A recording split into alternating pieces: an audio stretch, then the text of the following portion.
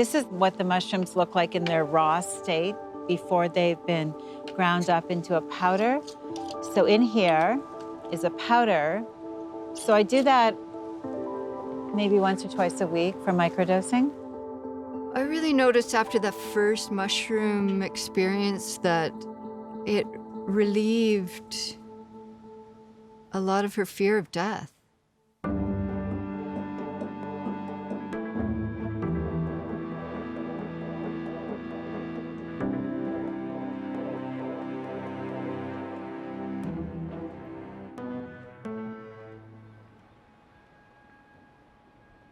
Jill is part of a caregiving circle for Andrea, who has terminal cancer. We first met Andrea with her husband almost a year ago when she began planning for her death. Jill's a close friend who's been by Andrea's side and has been one of her pillars of support. Did you write a poem today? Not yet. Yeah. Sometimes the poems are really short, like just Yeah. a couple of lines. This sucks. I don't want to play anymore. But that's okay, they can be short.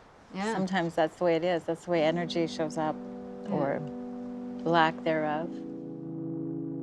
I think that friends are a deeply important part of the end-of-life companionship and journey, because I think she knows that she doesn't have to take care of me.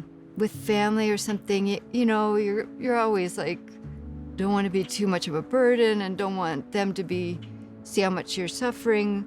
And I think she knows that she can be whatever with me and I'm going to be okay. Andrea is not only finding support through her family and friends, but is also making breakthroughs with psychedelic-assisted therapy.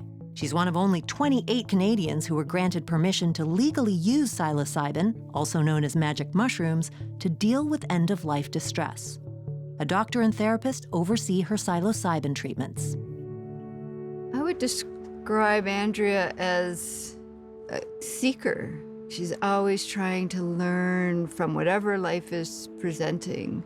My friends and family know me pretty well, and they know that through this dying time, I've been doing whatever it takes. So when they heard that I was doing a guided psilocybin mushroom trip, everybody was, yeah, you go, if that helps you.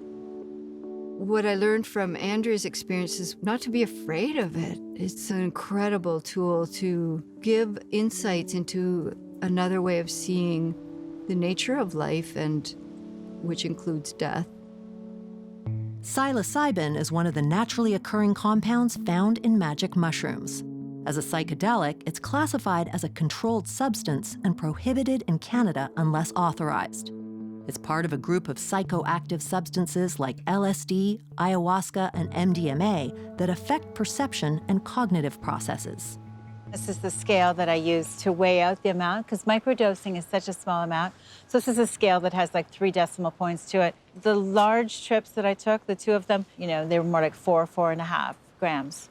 That gives you an idea of how much was in a large dose. So there's no psychedelic effect that comes along with microdosing. The use of psychedelics at the end of life is because they facilitate a confrontation with death, which people who have terminal illness are going to have to confront anyway. They are non-specific amplifiers of psychic contents, and therefore those issues cannot fundamentally be avoided under a psychedelic therapy session.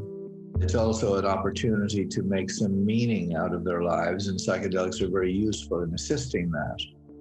Psychedelics, they have been found to be so incredibly helpful for people at end of life in terms of lowering the fear of death, or sometimes, in some cases, having it disappear altogether, which is no small thing.